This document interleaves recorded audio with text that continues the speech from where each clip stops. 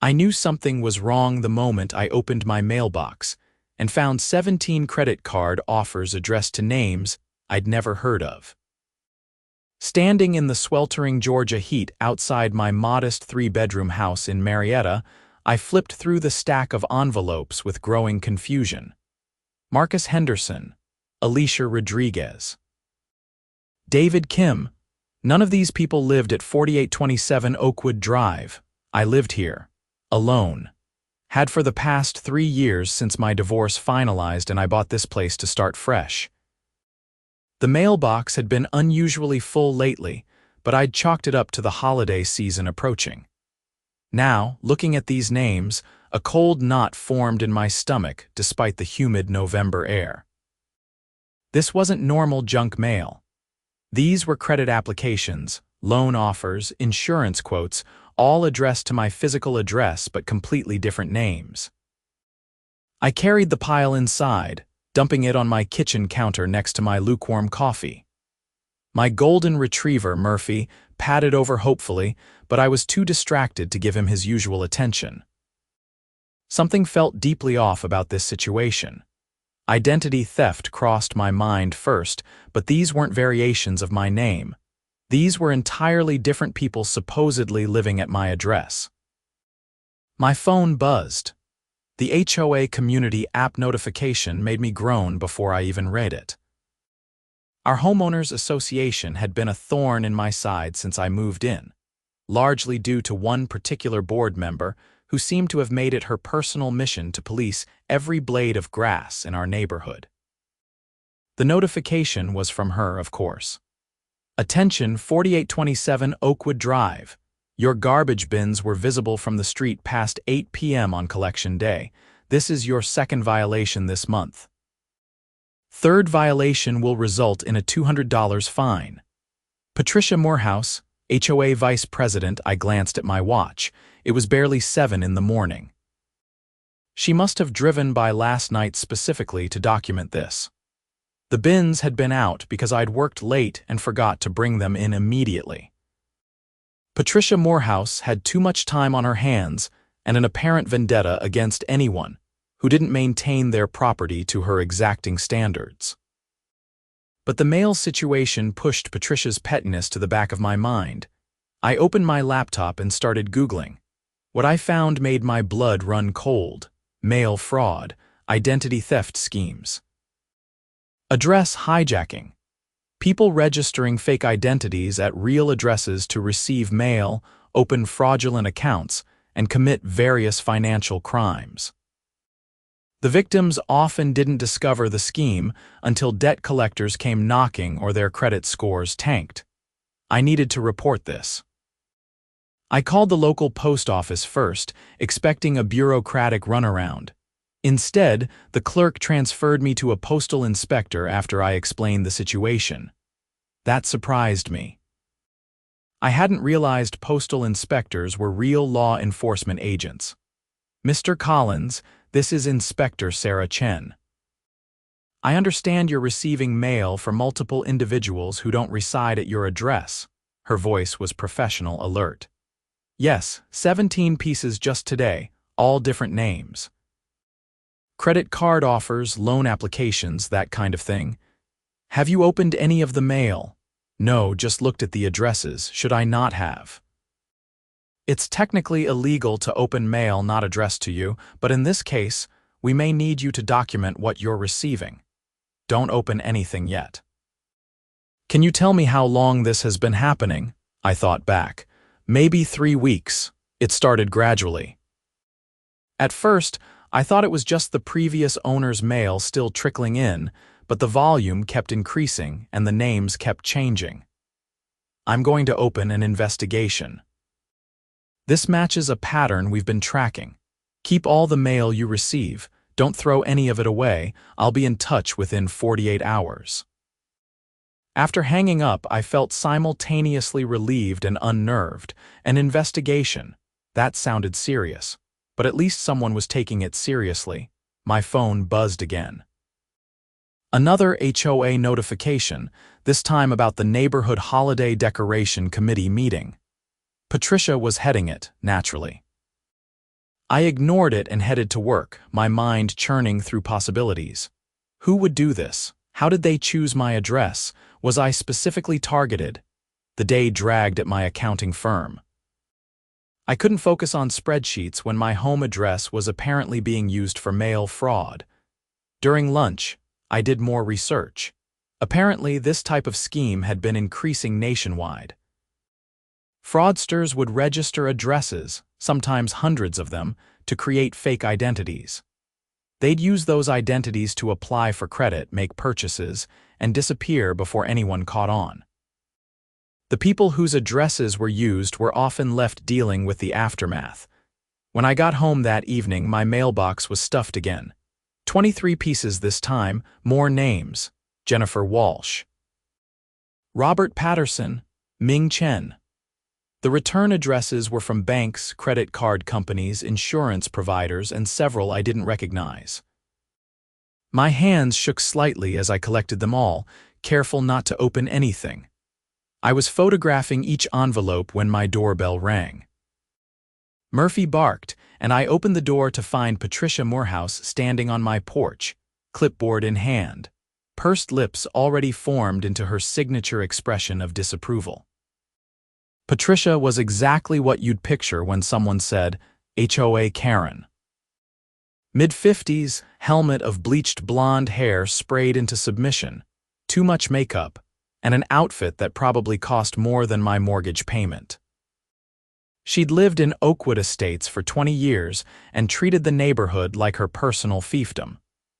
Mr. Collins, we need to discuss your ongoing violations. Patricia, now really isn't a good time. The HOA doesn't operate on your schedule. I'm here about multiple issues. The garbage bins, your lawn edging which is uneven in the front southwest section, and reports that you've been receiving excessive amounts of mail. That last part made me freeze. Excuse me. Several neighbors have mentioned seeing your mailbox overflowing. It's unsightly and suggests either hoarding tendencies or that you're not maintaining your property properly.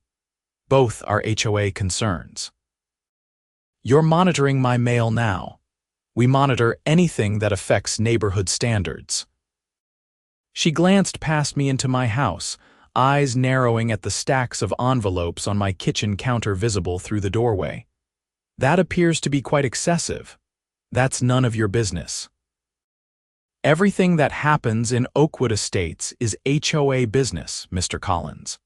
If you're running some kind of business from your residence, that's a violation of our residential-only covenant.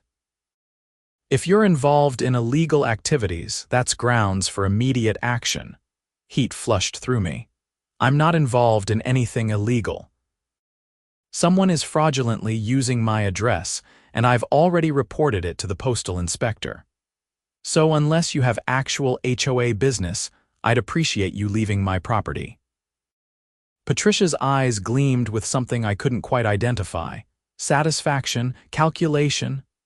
A postal inspector, how dramatic. Well, the HOA will need to be kept informed of this situation. We can't have criminal investigations bringing down property values. She left, but something about the interaction bothered me beyond her usual obnoxiousness. The way she'd reacted to hearing about the postal inspector, almost like she'd expected it or feared it, I shook off the thought. Patricia was annoying, but I couldn't imagine her involved in mail fraud. She was too busy measuring people's grass height with a ruler to commit federal crimes. The next morning, Inspector Chen called. Mr. Collins, I need to come by and examine the mail you've collected. Are you available this afternoon? Absolutely. She arrived at 2. A professional Asian woman in her 40s wearing a jacket that did nothing to hide the badge and gun on her hip. She wasn't what I'd expected, though I wasn't sure what I had expected.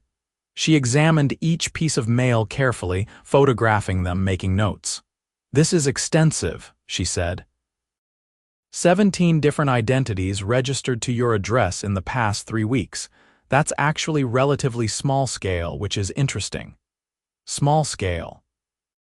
We've seen operations with hundreds of addresses and thousands of identities. This seems more targeted, more personal. She looked up at me. Is there anyone who might have a grudge against you? Someone who'd want to cause you problems? Not really. I'm an accountant. I keep to myself mostly. My ex-wife and I parted on decent terms. My neighbors are fine except for the HOA vice president, but she's just generally unpleasant to everyone. HOA vice president? Something flickered in Inspector Chen's expression. Tell me about her. I described Patricia, her obsessive neighborhood monitoring, her constant violations and complaints. Inspector Chen took notes, which seemed odd for what I thought was just background information. Has she ever asked about your mail, commented on it before yesterday? No, but yesterday was weird. She mentioned neighbors reporting my overflowing mailbox, like she'd been specifically watching for it. And when I mentioned you, she seemed almost nervous.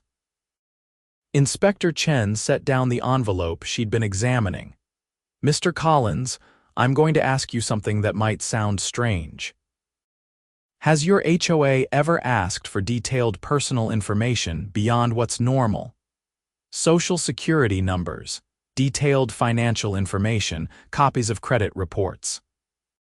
They asked for a lot when I bought the house. Background check authorization, financial verification to ensure I could afford the HOA fees, that kind of thing. Is that unusual? It's on the higher end but not unheard of. Do you remember who specifically handled that paperwork? Patricia Morehouse. She interviewed me personally before the purchase was approved. Said it was standard procedure. Inspector Chen's expression shifted into something harder, more focused. I need to make some calls. Don't discuss this investigation with anyone, especially not your HOA. If Patricia or anyone else asks, just say the postal inspector is looking into some misdelivered mail. Nothing more. After she left, I sat in my living room feeling like I'd stumbled into something much bigger than random mail fraud. The way Inspector Chen had reacted to hearing about Patricia, about the HOA's information collection, suggested connections I couldn't quite see yet. That evening's mail brought 31 pieces. The pace was accelerating. I photographed everything and texted the images to Inspector Chen as she'd requested. Murphy seemed to sense my anxiety, staying closer than usual, resting his head on my knee while I sat on the couch trying to process everything. My phone rang. Unknown number. I answered cautiously. Mr. Collins, this is Patricia Morehouse. I'm calling in my official capacity as HOA Vice President. We've received complaints about your property becoming a center of suspicious activity.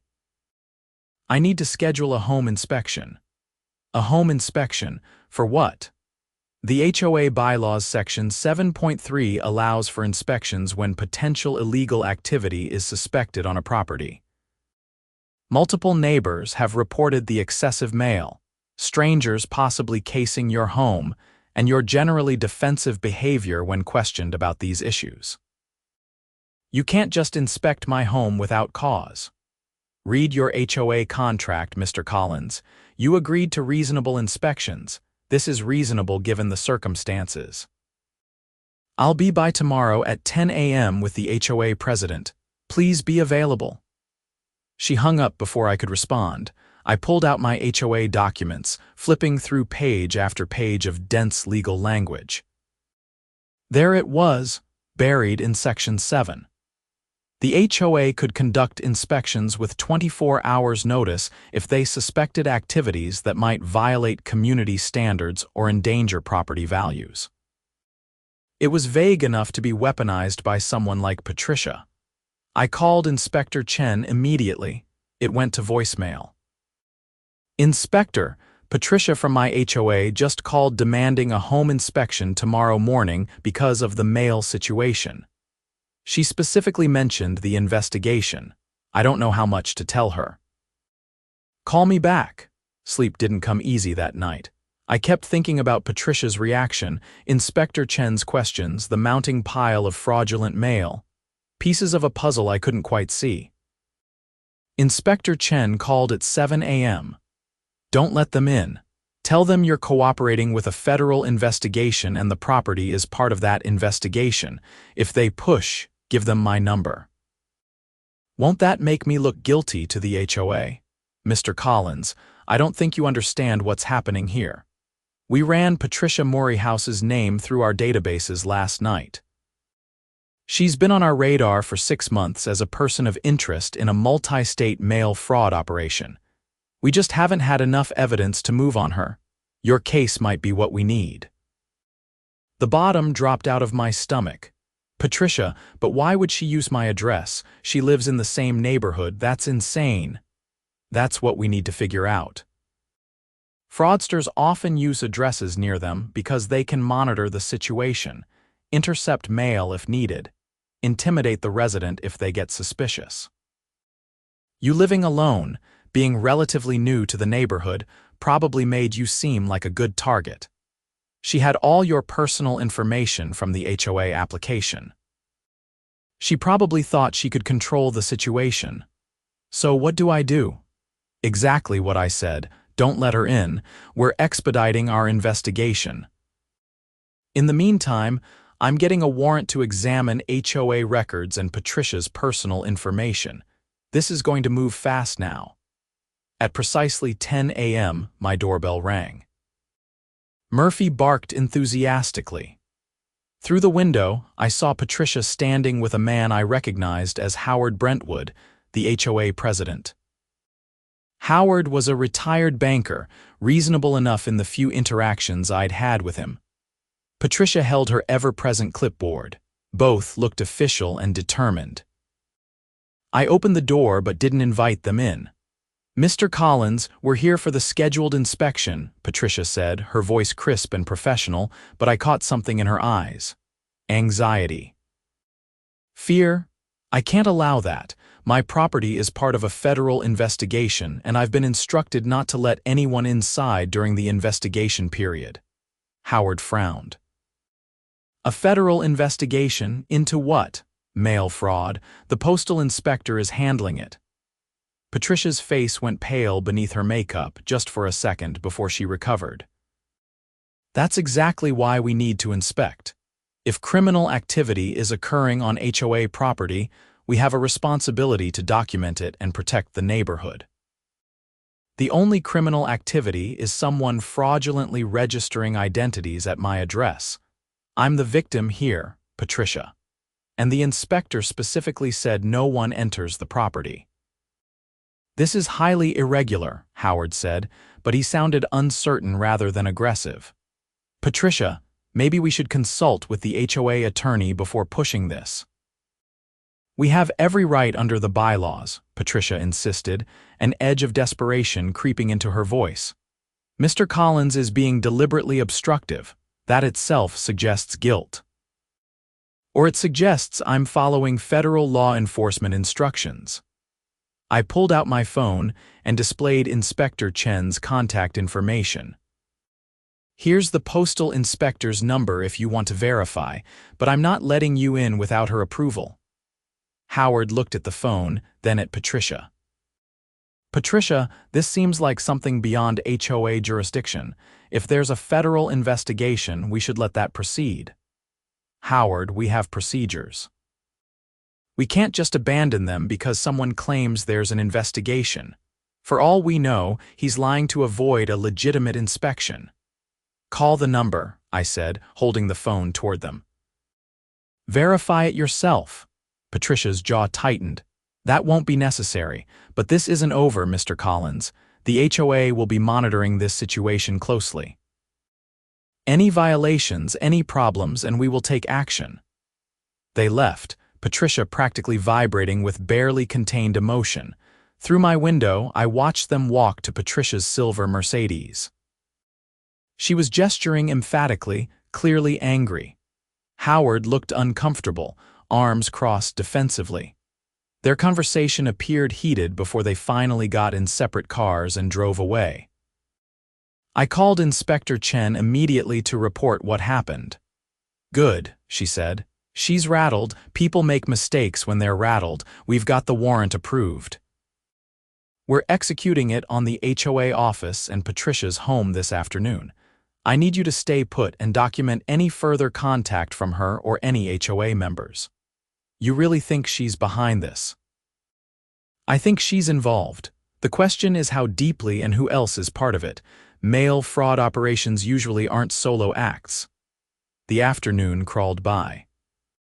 I tried to work from home but couldn't concentrate. Every car that passed had me looking out the window. Murphy sensed my anxiety and stayed velcroed to my side, his warm presence comforting. At 4:30, my phone rang. Howard Brentwood. Mr. Collins, I owe you an apology. The police and postal inspectors just raided the HOA office and Patricia's home. They've arrested Patricia. I don't know all the details, but apparently this mail fraud situation is much bigger than any of us realized. What exactly did they find? I can't say much. They told me not to discuss specifics, but Patricia had files, lots of files on various residents, including extensive information about you. Your financial records, social security number, credit report, everything from your HOA application, plus documents related to at least 15 other residents. My hands felt cold. 15 others. That's what I saw before they asked me to leave. Mr. Collins, I'm so sorry. I had no idea Patricia was using her HOA position for something like this. The board will be meeting to discuss immediate reforms to our data collection policies. This should never have been possible. After we hung up, I sat in stunned silence. 15 other residents. How many fake identities had Patricia registered? How much money had she stolen? And why risk everything when she clearly had money, lived in an expensive house, drove a luxury car? Inspector Chen called an hour later. We've got her in custody. Found over 400 fake identity documents in her home office, including 17 registered to your address. Also found documents for addresses across Georgia, Tennessee, and North Carolina. This was a major operation. 400. She's been running this scheme for at least 3 years, possibly longer. Used her HOA positions in multiple communities to access personal information on residents. She'd pick targets who seemed vulnerable or unlikely to notice, register false identities at their addresses, open credit accounts, make purchases, and disappear the debts before anyone caught on. Made over $2 million that we can trace so far. The number staggered me, but she seemed wealthy already. She was wealthy. Until her husband died 4 years ago and she discovered he'd left her with massive gambling debts.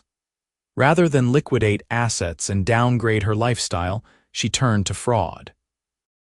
The HOA position gave her access and cover. Who suspects the neighborhood busybody of being a criminal mastermind? So what happens now? She's being charged with mail fraud, identity theft, wire fraud, and about 24 other federal and state crimes.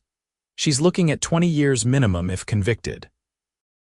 We'll need you to testify about the mail you received and her behavior, but the immediate danger to you is over. We've flagged your address with all major credit bureaus and financial institutions. Any new applications using your address will be automatically rejected and reported.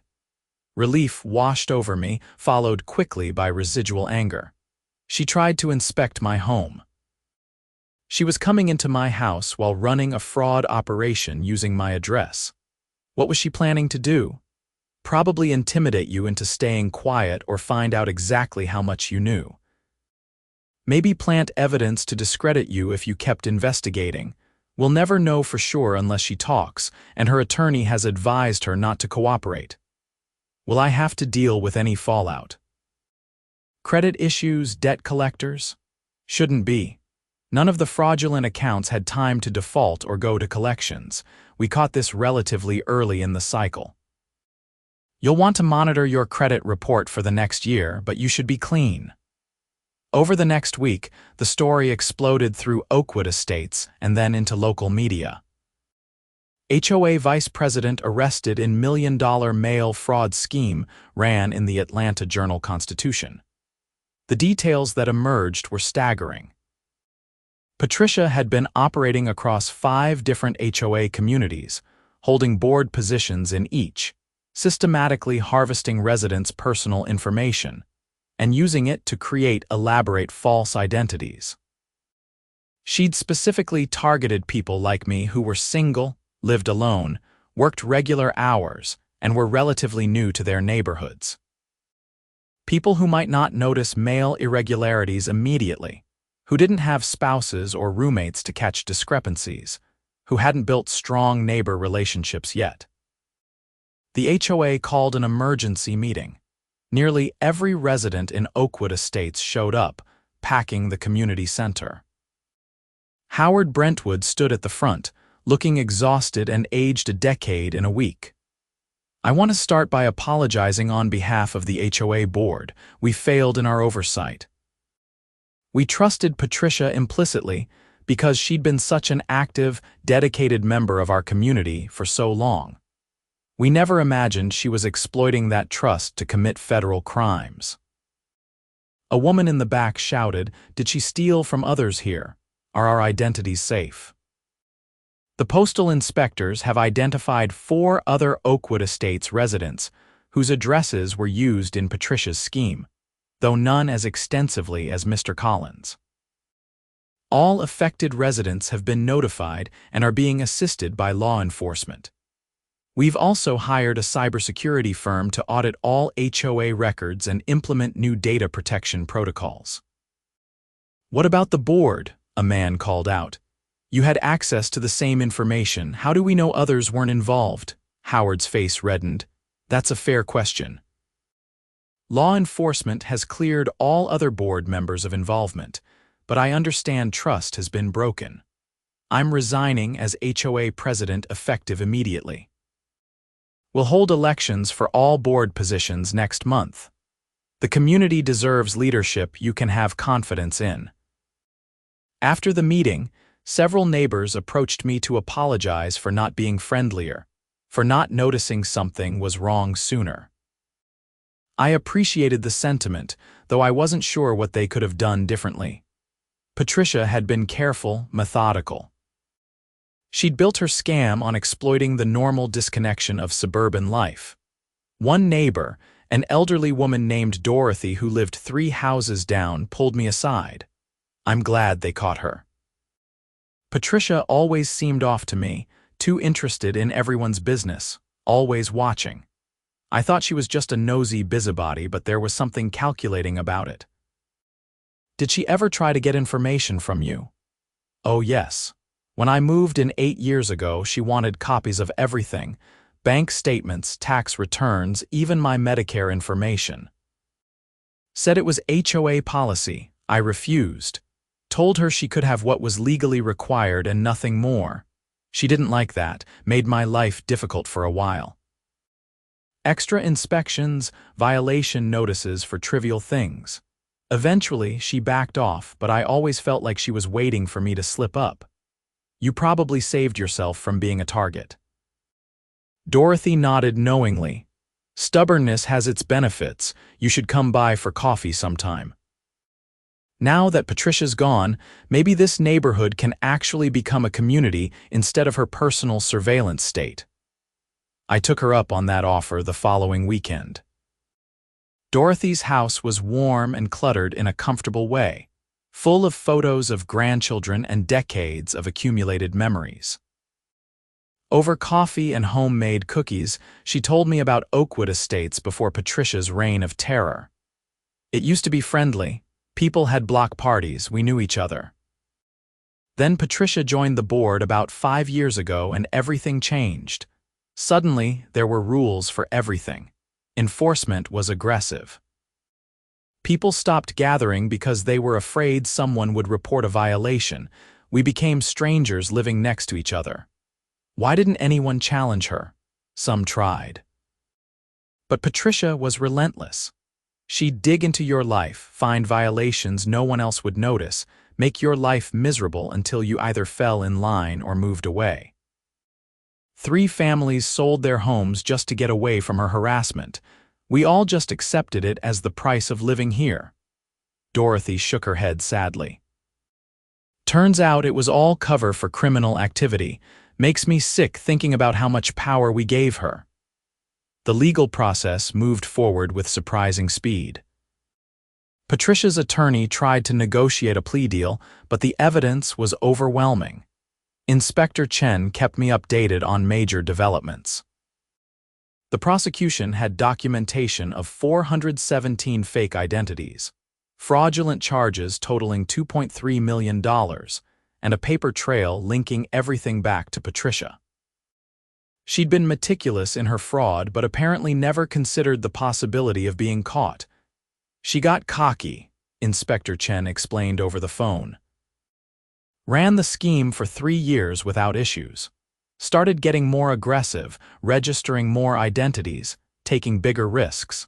That's usually when these operations fall apart. Success breeds carelessness. I was subpoenaed to testify before the grand jury. The federal courthouse in Atlanta was imposing all marble and security checkpoints.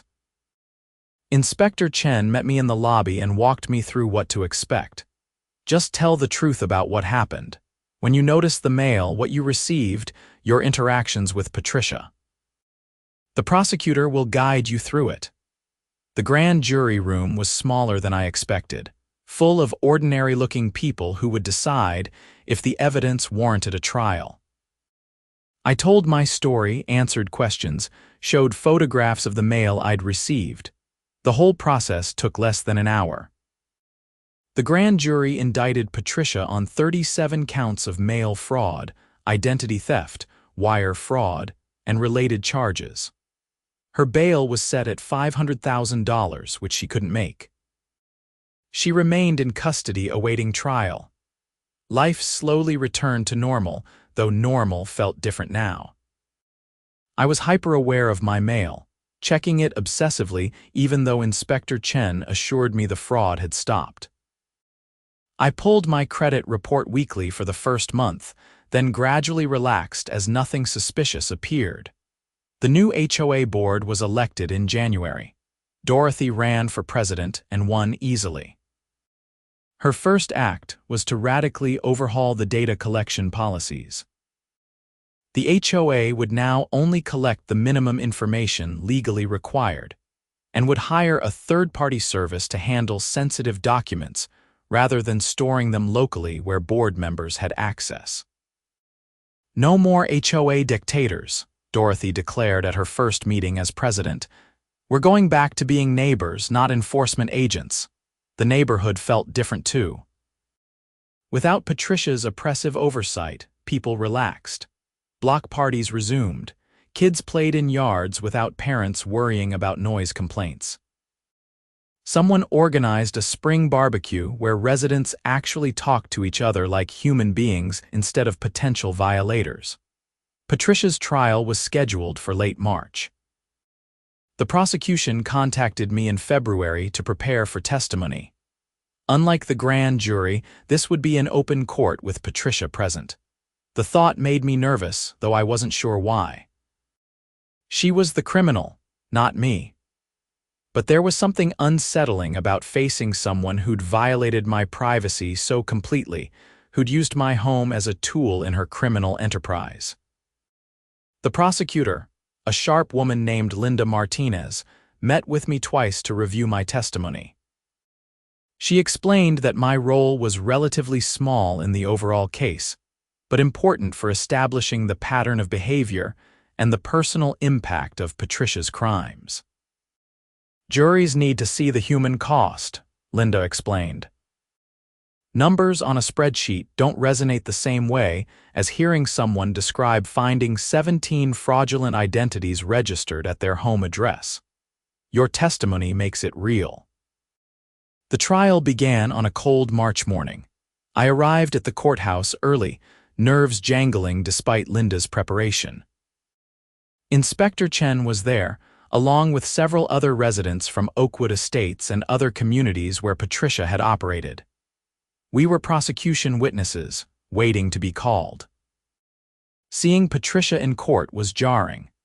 Gone was the imperious HOA vice president with her designer clothes and perfect makeup. The woman sitting at the defense table looked diminished, older, wearing a simple gray suit and minimal makeup. She wouldn't meet anyone's eyes. The prosecution laid out its case methodically. Inspector Chen testified about the investigation, the evidence seized, the scope of Patricia's operation. A forensic accountant detailed the money trail, showing how Patricia had funneled fraudulent charges into various accounts she controlled. Other residents testified about discovering fraudulent mail, about Patricia's suspicious behavior, about how she'd used her HOA positions to access their personal information. When my turn came, I walked to the witness stand on legs that felt disconnected from my body. Linda guided me through my testimony, establishing the timeline, the discovery of fraudulent mail, Patricia's reaction when I mentioned the postal inspector. Mr.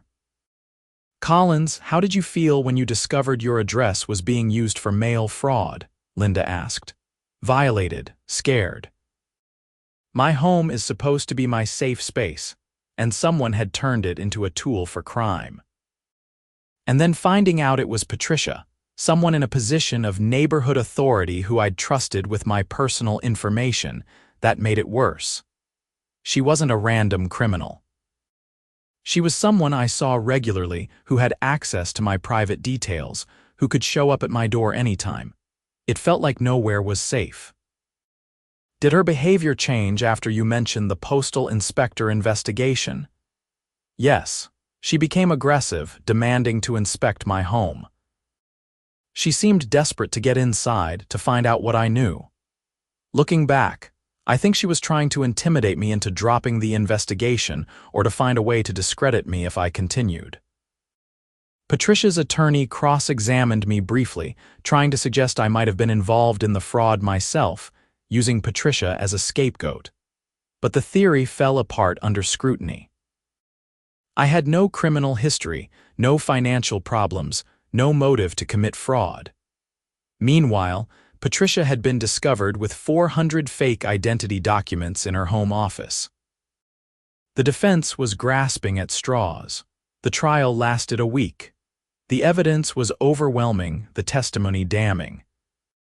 Patricia's attorney tried to argue she'd been driven to desperate measures by her late husband's debts, that she deserved leniency. But the prosecution countered that she'd had legitimate options and instead chose to victimize innocent people for years, showing no remorse until she was caught. The jury deliberated for 6 hours. I wasn't in the courtroom when the verdict came back, but Linda called me immediately. Guilty on all counts. The jury didn't hesitate. Patricia's looking at 20 to 25 years in federal prison. I felt a complicated mix of emotions. Relief that it was over, satisfaction that justice was served, but also a strange sadness. Patricia had destroyed her own life through greed and arrogance. She'd traded her freedom, her reputation, everything for money she didn't even need. What a waste. Sentencing came 6 weeks later. I attended, feeling I needed to see it through to the end. The judge, a stern woman in her 60s, listened to impact statements from multiple victims before addressing Patricia directly. Miss Morehouse, you held positions of trust in multiple communities. People relied on you to protect their interests, to steward their neighborhoods. Instead, you exploited that trust to commit extensive fraud over multiple years. You showed no remorse until you were caught. You attempted to intimidate witnesses and obstruct the investigation. Your actions have caused significant financial and emotional harm to dozens of innocent people. Patricia stood silently, face blank as the judge continued.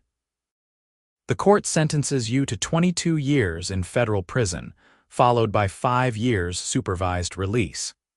You will pay restitution to all identified victims totaling $2.3 million. Your assets will be liquidated to begin satisfying that debt.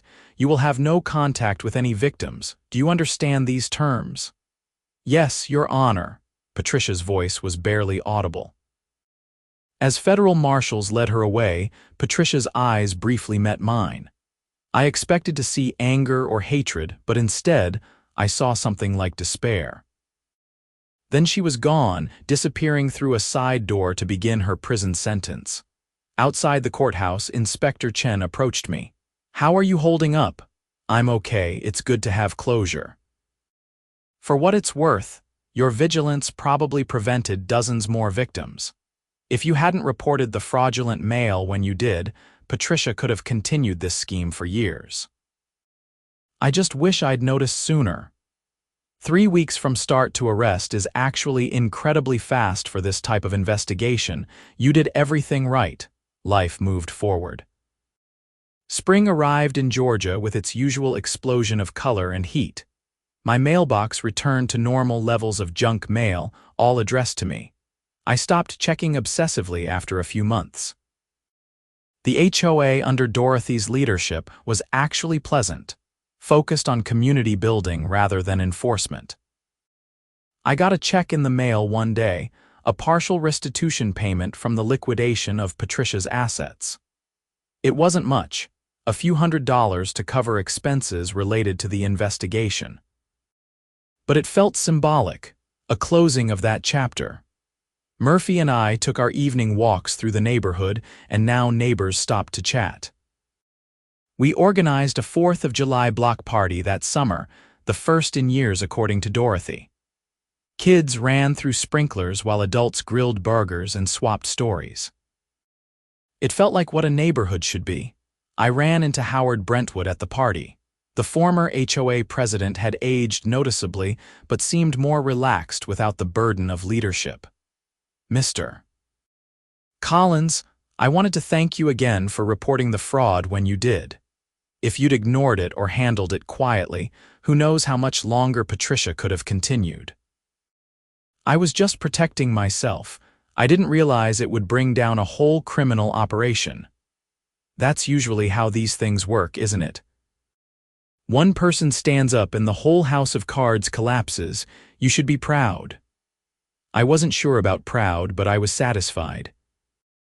I'd handled a threatening situation calmly, worked with law enforcement, testified honestly, and helped put a criminal behind bars. That felt like enough. Months later, I received a letter from the U.S. Postal Inspection Service formally thanking me for my cooperation and informing me that the case was fully closed. All fraudulent accounts had been resolved. My credit remained clean. Patricia was serving her sentence at a federal prison in West Virginia. The investigation had also led to identifying and shutting down similar schemes in 3 other states. Your vigilance and cooperation were instrumental in this significant victory against mail fraud, the letter concluded. I filed the letter away and went about my life. The whole experience had taught me several things: trust but verify, pay attention to details, report suspicious activity, stand up to intimidation. And maybe most importantly, question authority, especially when that authority seems too interested in controlling every aspect of community life. The HOA's new motto, coined by Dorothy, was "Neighbors first, rules second." It was a radical departure from Patricia's regime, but it worked. Property values stayed stable. The neighborhood looked nice without militant enforcement. People actually wanted to live in Oakwood Estates again rather than enduring it. I thought about Patricia sometimes, wondering how she was adjusting to prison life. The imperious HOA vice president reduced to an inmate number. It seemed almost impossible that the woman who'd spent so much energy policing garbage bin placement and lawn edging was now being policed herself, her freedom stripped away, her reputation destroyed. But she'd made her choices. She'd chosen fraud over honesty, exploitation over integrity, intimidation over transparency. She'd looked at her neighbors not as people but as marks to be exploited. That was the core of it. Patricia had stopped seeing us as human beings and started seeing us as resources to be mined for her benefit. A year after the trial, I got an unexpected call from Inspector Chen. We'd kept in occasional contact, the way people do after going through something significant together. Wanted to give you an update. Patricia's appealing her sentence, claiming her attorney was ineffective. It's going nowhere, but I thought you should know in case any lawyers contact you. Will I need to testify again? Unlikely. Her appeal is focused on legal technicalities, not the facts of the case, but I wanted you to be prepared just in case. The appeal was denied 4 months later. Patricia's conviction and sentence stood. That felt final in a way the original verdict hadn't. No more legal maneuvering, no more chances. She would serve her time. Life in Oakwood Estates continued peacefully. Dorothy served 2 terms as HOA president before passing the torch to someone younger. The new board maintained her community-focused approach. The neighborhood thrived. I eventually started dating someone I met at a block party, a teacher named Rachel who'd moved to Oakwood Estates specifically because she'd heard it had become such a friendly community. We'd laugh about how the neighborhood's reputation had completely reversed in just a few years. "It's weird," Rachel said one evening as we walked Murphy through the quiet streets. A few years ago, this place was known for being controlling and unwelcoming. Now it's one of the most sought-after neighborhoods in Marietta, all because one criminal got arrested. It wasn't just her arrest, it was everyone choosing to do things differently afterward. Dorothy and the new board rebuilding trust, neighbors deciding to actually be neighborly. Patricia's removal created the opportunity, but people made the choice to seize it. Still, you started it by reporting the fraud. I reported some weird mail. I didn't set out to transform a neighborhood. But that's how change happens, right? Someone does the right thing in a small moment and ripples spread outward in ways they never expected. Maybe she was right. I'd opened my mailbox one November morning, found envelopes addressed to names I didn't recognize, and made the choice to report it rather than ignore it.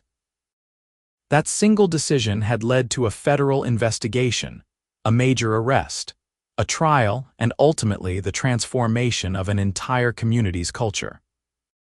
The experience taught me that ordinary people can make a difference when they refuse to accept wrongdoing.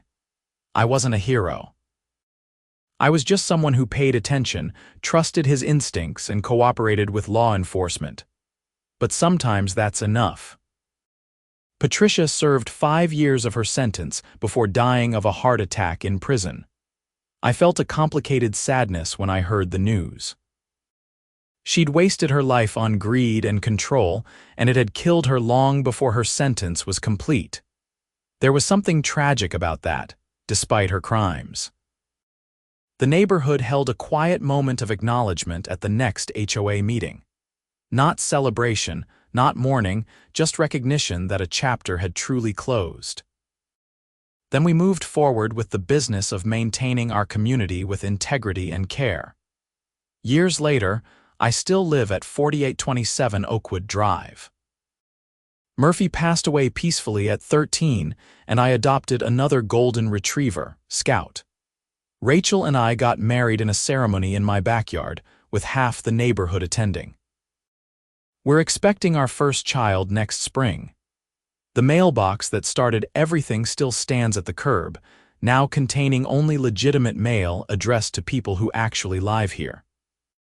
Sometimes I think about that November morning when I found 17 envelopes addressed to strangers. How easily I could have ignored it, dismissed it, decided it wasn't my problem. But I didn't. I paid attention, I reported it. I cooperated with the investigation, I testified honestly. And while I didn't set out to be anyone's hero, I helped stop a criminal operation that was victimizing innocent people. That matters. The HOA is now a genuine community organization rather than a vehicle for one person's control and crime. Property values are strong. Neighbors know each other. Children play in yards without fear of violation notices. It's everything a neighborhood should be. And my mailbox contains only the mail intended for me, which is exactly how it should be. The story of HOA Karen Patricia Morehouse and her mail fraud scheme became something of a local legend in Marietta, a cautionary tale about unchecked authority and the importance of vigilance. Dorothy occasionally gets asked to speak at other HOA meetings about how to prevent similar situations, about oversight and accountability, and maintaining community standards without oppressive enforcement. I've been asked a few times to join the HOA board, but I've politely declined. I'm happy to contribute to the community, to participate and volunteer. But I'm content being an engaged neighbor rather than someone in authority. I've seen what can happen when people get too much power over their neighbors' lives. Better to keep that diffused, rotating, checked. Some nights, sitting on my porch with Rachel, watching Scout play in the yard, I marvel at how different my life could have been if I'd made different choices that November morning. If I'd ignored the suspicious mail, if I'd been too intimidated by Patricia to report her, if I'd backed down when she tried to inspect my home. Any of those choices could have led to continued victimization, both for me and for others. But I made the right choices, even when they were uncomfortable. I stood up to intimidation. I trusted law enforcement. I participated in the justice system. And life rewarded those choices with safety, community, and peace. The federal prison in West Virginia, where Patricia died, has long since processed her out of their records. Her expensive house in Oakwood Estates was sold, the proceeds going to restitution payments for her victims. Someone nice bought it, a couple with 2 young kids who integrated seamlessly into the neighborhood. They have no idea of the house's history, and there's no reason to tell them. That chapter is closed. Inspector Sarah Chen retired from the Postal Inspection Service last year. We exchange Christmas cards now, one of those odd friendships formed through shared experience. Her card last year included a note that the Patricia Morehouse case had been one of the most satisfying of her career, because it prevented so many potential future victims and led to reforms in HOA data handling practices across multiple states. "You were the canary in the coal mine," she wrote. "Your vigilance saved a lot of people a lot of pain." I suppose that's true. By acting quickly on something that seemed wrong, by refusing to be intimidated, by seeing it through to the end, I helped stop something terrible from continuing. That's not nothing. The anniversary of Patricia's arrest passes each year without fanfare. Only a few people even remember the specific date. Life has moved on as it should. The neighborhood is healthy, functional, genuinely communal. The past is past. But I remember. I remember the cold shock of opening my mailbox and finding those envelopes addressed to strangers. I remember the growing realization that something criminal was happening. I remember Patricia's face when I mentioned the postal inspector, that flash of fear beneath her authoritative mask. I remember testifying, facing her in court, watching her led away in handcuffs. Those memories serve a purpose. They remind me to pay attention, to trust my instincts, to stand up when something's wrong. They remind me that ordinary people can make a difference when they refuse to ignore wrongdoing. They remind me that justice, while sometimes slow, can prevail when good people cooperate and persist. And they remind me to be grateful for the life I have now, in a true community rather than a surveillance state, among neighbors rather than enforcers, in a home that's genuinely mine rather than a tool for someone else's crimes. The mailbox stands at the curb, red flag down, containing nothing but the ordinary correspondence of ordinary life. And that's exactly perfect.